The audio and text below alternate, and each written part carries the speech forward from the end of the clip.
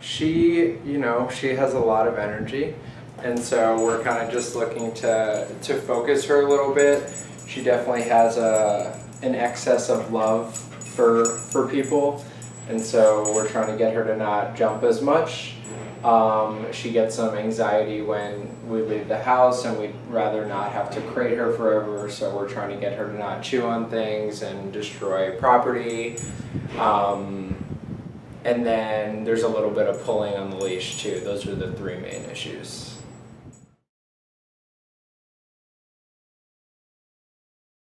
Here we go. Sit. We are coming out of the front gate with Audra. This is the way we always start our walk. And by the way, we did this at the front door as well. We have her sit, we have her wait. Okay. Sit. We have two gates here to come out of our yard onto the street. And we did this at the front door as well. Stopping, open the door, sit, you step through. See how she's waiting? You're accentuating the fact that this is your boundary. When you step through, she waits till you come back next to her.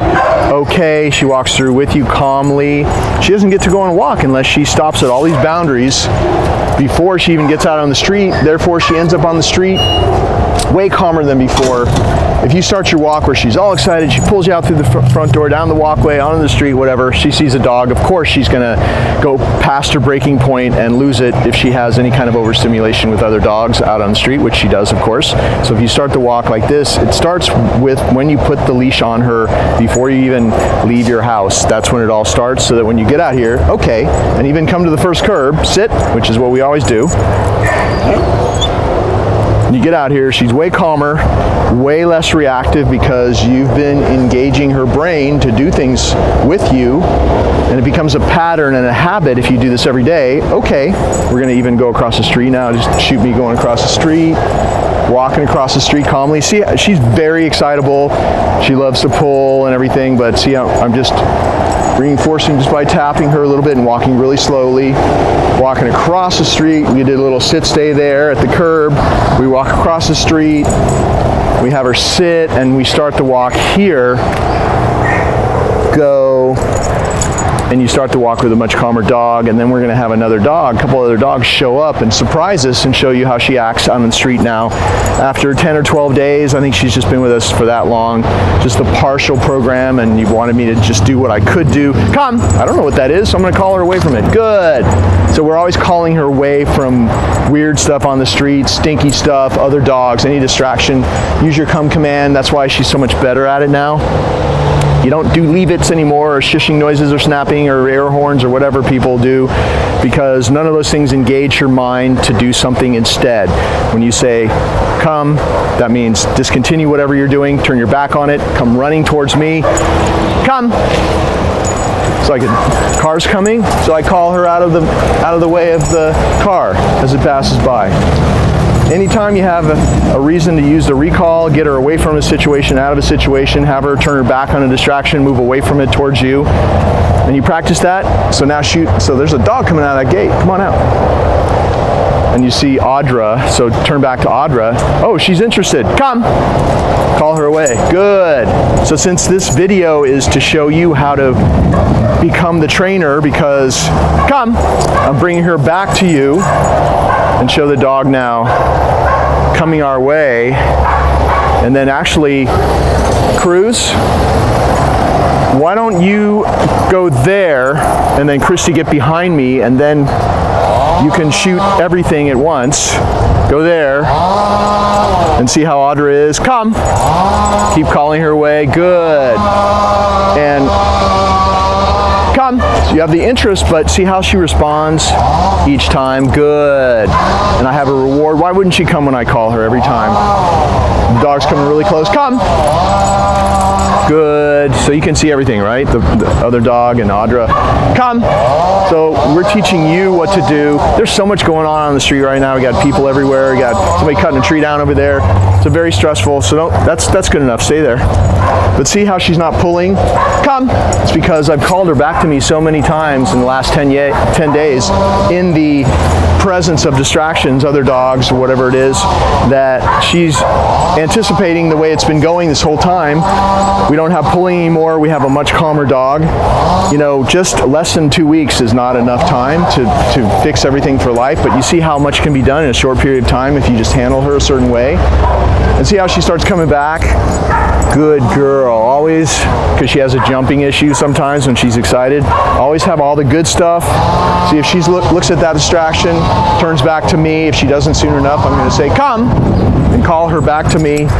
Good. You always reward her down there. The hands are down there. If you don't do that, she's going to jump on you because she's learned over her whole life that she can jump. And then you start pushing away and you probably tell her to, you know, off or whatever. But that just perpetuates the problem. So come. Call her back to you. Always have the reward down here where everything good happens to her on a ground level, you know. Hey there. There's no reason to jump. And if she does jump, come. Good. If she does jump, it's nope. And everything stops. So you turn it around on her to where she knows that, hey, everything good happens to her. She gets petted, she gets treats. As long as she stays on all fours and doesn't jump and she starts jumping, the hands go away. Everything stops, no treats, no nothing. She stops jumping, everything comes back to her. Maybe she gets a treat. So that's how we're working on the whole jumping thing as well. Starve out that problem by not correcting it, because correcting with this dog, most dogs, perpetuates the problem because it's attention. You knee her, you push her down, you talk to her, you give her energy for jumping. Nope. See that? Good. That's exactly how to do it. And she's starting to do it automatically now because the payoff is for not jumping now. Good. No corrections. Reward the appropriate response to the situation, that behavior, and it grows in strength. The other one dies out because you're not rewarding it by correcting and touching her and all that kind of stuff, talking to her too much. All right, let's go find another dog. Oh, now we found a dog at a fence line that's barking at us. Follow me this way, and we'll be able to see how I'm keeping the leash loose. Just tap her. I'm just using, no, oh, she stepped on my mic cord. That was not good. I'm just using this prong collar that you sent her with, so this is your prong collar. Come. Call her away from distractions. Never let her pull and stare. But you see what happened? I was even distracted by a couple different things. I didn't call her right away. She looks, come. See that? Comes back to you. Just watch. We're going to do this for like 1 minute. Watch how this works. Come. Good. Every time you call her away, she turns her back on that dog. Come. Good. Comes back to you, gets paid. Just getting food for doing the right thing with me. Every time you do that, it's a dose of calmness. See how she becomes, come. See how she becomes less interested if you just do this? It's been less than a minute. It's been like 30, 40 seconds right now. Come. Keeps breaking away. Good. A pet, the reward, at the same moment I say good. Get a little closer. See how the dog's going nuts in there? Come. Keep calling her away. Can you see everything? The dog and her. So see how her interest, you just do that with her in the face of all distractions, and every day it gets a little bit easier to deal with. You see how she just doesn't care anymore. And this is only after less than 2 weeks. So you just keep doing this. Good girl. She comes back to you before you call her like that. And I didn't even have a treat, but I said good and I loved her up extra. This is what you want to start happening, where, you know, she builds up tolerance to distractions like that, and she just is way calmer. Just think how she's going to be in a month. I mean, we've only had just less than 2 weeks. Just keep doing this in the presence of any distraction, any dog on the street, and it becomes this very quickly. Okay. Oh, look, we have another little dog. Look, there's a little dog in case. Come. She just saw the little dog right then. She saw a little dog. I saw her ears pop up. I called her away. She broke away right just as she saw a little dog, and she has no interest in the little dog. Come. If she does even look, good. Call her away from that little dog or whatever dog it is. I used a big dog earlier and a little dog now because some dogs are just go nuts over little dogs and not big dogs, or vice versa. So we're trying to just show you before she comes home to you different circumstances. No pulling, no barking. Come. Just doing your come command, of course. at first, since you're not used to doing this, don't tempt fate. You know, call her to you and get her out of there, get her going the other way, away from the distraction. But every time you do this, you'll have less and less issues because she's already becoming desensitized to these dogs. You have to do it in your neighborhood, of course, too. But this is a good start. You can see what to keep doing in your neighborhood.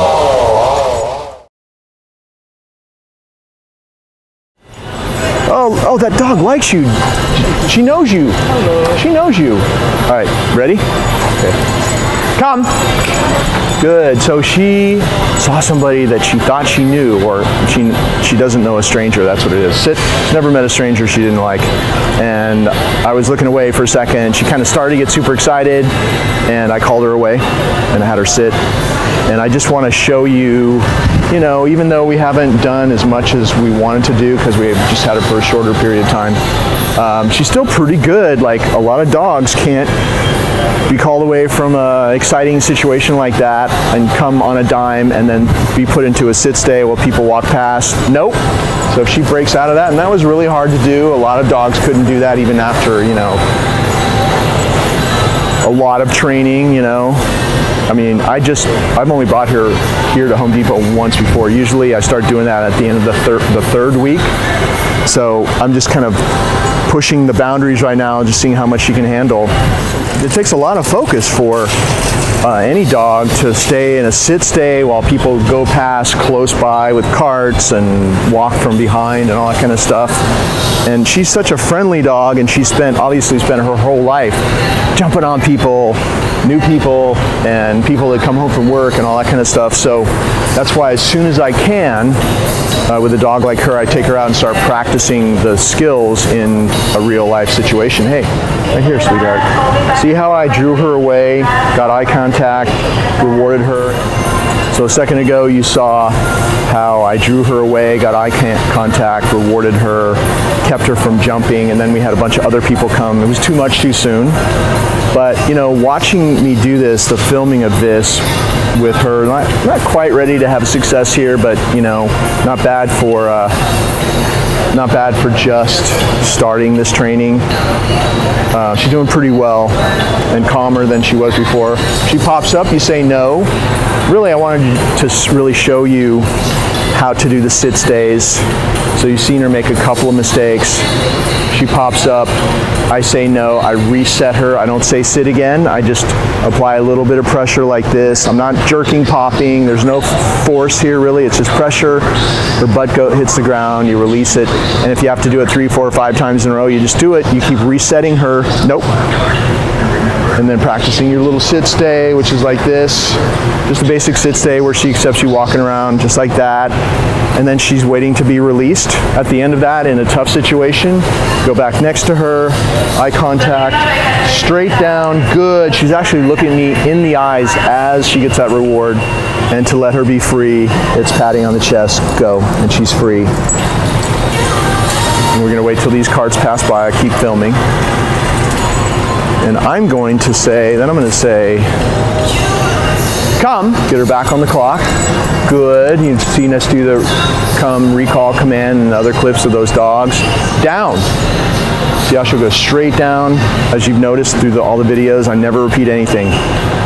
No commands ever get repeated. If you want something to be really, really spot on, don't be saying it even twice, because if you say it more than once, even the second time, you've diluted the power of that command, and she'll never do it the first time you tell her, because she's going to remember what the pattern is. She hears you say it 2, 3, 4, 5 times, and by then actually it's kind of just like blah, blah, blah. And she doesn't pay attention to you and you have nothing. So you only say it once. With down, if she had not gone down the first time I told her, I just would have done this with my foot. And just lifting your foot up will make her go down. All she knows is she heard the command once, whether it's sit down or come, and she ends up coming to me or doing it. It's just because we're gently but firmly reinforcing the command with the leash, and over time you don't even have to do it anymore, like you saw with the down. At first I had to do down, kind of like put a little pressure on the leash. Now, a week later, she just does it. Good. No. See how she got up? Good. I kind of surprised her when I turned and I said good, and she popped up. I said no. She put herself back, and she got the reward. See how that worked? No. She pops up out of a downstay. See how I put her back just with my left foot? I never even touched the leash. She's starting to get good now. And then reward for doing the right thing. Staying there. There's a cart behind her. She may or may not pop up. Good girl. Wow, that was really good. So even just in the last, good, I think I've probably been here for 5 minutes now doing this little sequence of commands here in the spot. Starting to calm down. So she's doing really good. She could go a long way. You just keep doing these types of things whenever you can. I wouldn't, because you're not used to doing this like I am, I wouldn't know.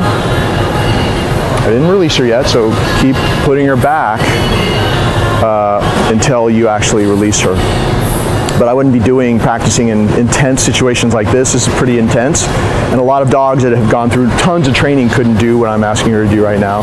So she's doing really well. But, just practice at your house, in your yard, whatever. Practice where there's no distractions. Good. See people walk past. She stays there. She gets rewarded. We got a cart coming up, a wheelchair coming from behind us. She may or may not be able to handle this. I don't know where it's going. You see it there to your right? No. See, she just saw it and she popped up. Put her back if she pops up. And of course, I'm talking to you, so we're here an extra long time, but this is intense, and we're just showing you what she's capable of right now when she's handled by, me at least. Good, so practice just where there's no distractions. Practice your downstays and sit stays where there's no distractions. Get used to doing this with her, get her used to doing it with you, and gradually take her out into situations that are, leading up to this, to something crazy like this. So, don't try this right away, but work up to doing this with her. After you've formed your new relationship with her, doing these things that I'm showing you, maybe 2 or 3 or 4 weeks, whatever your time frame is, and then start going out in public like this. Okay, that's how you release her. Sit. Yep. And you could pat her chest and she'd be free, but in this case, we're going to say, okay, and she's going to stay next to me and we're going to walk.